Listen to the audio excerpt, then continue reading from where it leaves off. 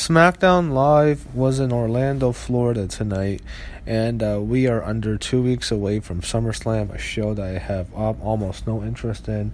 I cannot stand the card. I am not looking forward to one match. It's going to be a painful card to watch. It's going to be 6 hours long. It might be 6.5 because they have so many damn matches. I think they're going to add more pre-show matches too. So, WWE has had a miserable summer. SmackDown's been far better than Raw. And the SmackDown matches at SummerSlam are much better than Raw matches, but I'm just not interested in anything they're putting together. I'm not interested in the storylines they're telling. And, it's kind of a trickle-down effect. Terrible main event, Lesnar and Reigns, and it's kind of, a trickle-down effect in a way, but I'm not interested. So tonight's show opens up with... So Randy Orton comes out. He talks about how, the problems with Jeff Hardy. They show what happened last week. He's starting to be extremely violent, which is a word they don't even use anymore. It's a PG era. He goes into Jeff Hardy, says he's going to destroy him, and then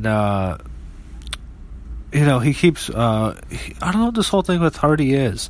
I don't know why he hates Jeff Hardy so much. It doesn't really make much sense why he keeps targeting Jeff Hardy, but they keep having this storyline. It's going to be a triple threat. Right now it's Nakamura and Jeff Hardy 100% a triple threat with Orton. And what I see happening is Jeff Hardy getting taken to pinfall, loss from Nakamura, and I see Orton going after Hardy and taking him out and injuring him badly at the end of the SummerSlam triple threat. They show Sheamus and Cesaro in the locker room, talk about their match. They show Becky Lynch in the hallway, and then they show Charlotte steps by. They talk for a minute, and Charlotte's like, she's trying to apologize for Becky. She says she's not trying to ruin her moment.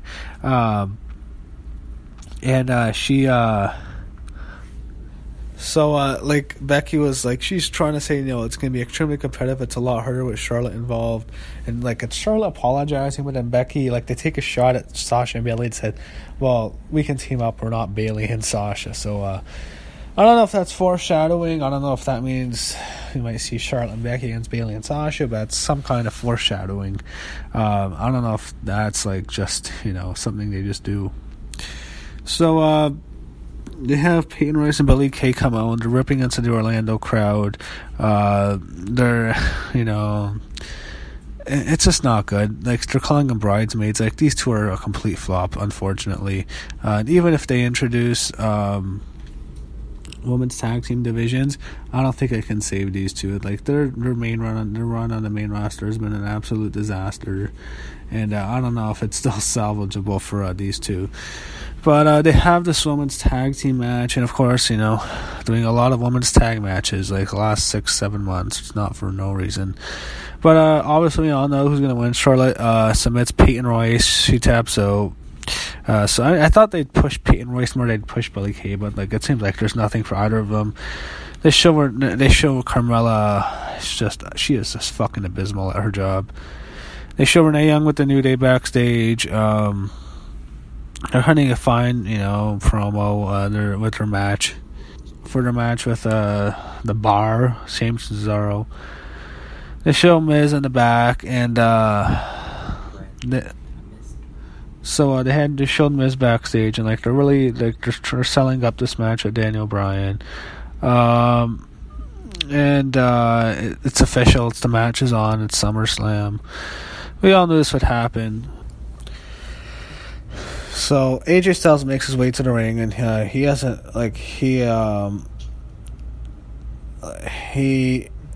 he's unhappy with Joe. Joe talked about his family last week. He talks about how he's been home from his family, how he's home from his kids, and how his wife's a single parent, and he's angry how it pissed him off what Joe said. And he says Joe knows his family and wife. They tell stories about the two of them on the road. They didn't mention the letters TNA. They didn't mention Impact, but they're acknowledging these two have a history. So they have a little final. It was fine. They showed some moment of Joe in the back laughing. And I think they can hype this match better than it is. It doesn't feel like a very big deal. Maybe it's because the whole SummerSlam card sucks. They show Lana in the back. So, believe it or not, they're doing a rematch with Lana and Zelina Vega. They show Aiden English apologizing to Rusev and Lana in the back because he fucked up last week. They say they forgave him. And but like he wants him to stay in the back, so they have the match, and what happens in the match is they had Almas attacking Rusev from behind, and then they actually had English rundowns to try and help Rusev, but it cost Lana the match once again, and Zelina Vega defeats Lana for the second straight week. So Zelina Vega now 2-0 against Lana. And now they're more pissed off at, they look more pissed off at Aiden English. I don't know. I mean, it's like just Lana's going to kick English in the balls. Rusev puts him in the accolade, and that's it for his career. We all know that's happening soon. They show Renee Young interviewing Shinsuke Nakamura. Not as fun as it used to be. It's Nakamura's UFC champ. It's like, I kind of think he should just like walk away and like go back to New Japan in February when his contract's up. You don't know. His contract's up. I mean, you might see Daniel Bryan and Shinsuke Nakamura soon, but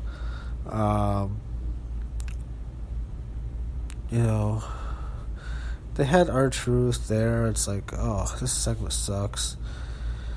They had the Miz being interviewed by Brian Saxon. Miz is just such a detestable heel. What a fucking prick. So when he's being interviewed, they had Daniel Bryan. What happens is he appears out of nowhere, attacks the Miz, but the Miz security steps in, and then the Miz hits Daniel Bryan in the head with the glass face, and it drops Daniel Bryan. So Miz always gets the better of Daniel Bryan. It's like, I think the Miz is going to win because Daniel Bryan's not signed.